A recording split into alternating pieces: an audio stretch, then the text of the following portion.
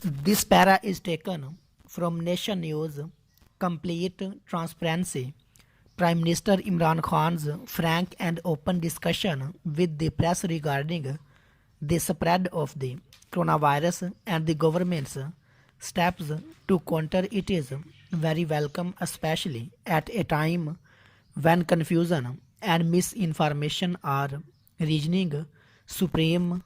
The PM pledge to keep the public abreast of what is happening every 2 weeks and a promise to not hide anything in terms of the numbers of those affected will also be fundamental in our fight against the virus, as the Prime Minister himself admitted.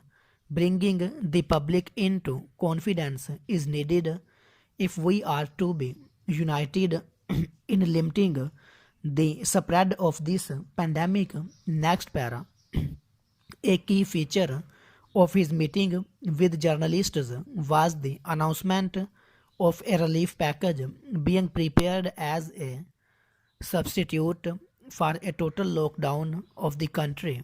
At this stage, the fact that the government is taking the process of combating the virus step by step is positive, as a preemptive lockdown would only unnecessarily stress every individual's incomes and savings. Next para.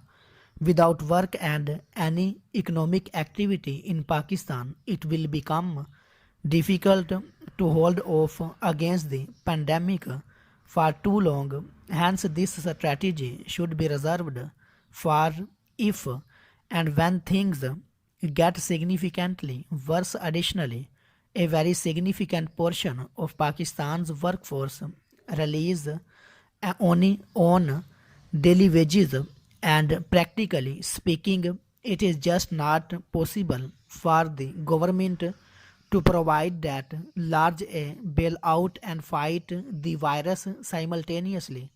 We need to understand our limitations. Next para. For the business community, the government has promised relief which must be used to offset the burden of a potentially extended holiday on the workforce.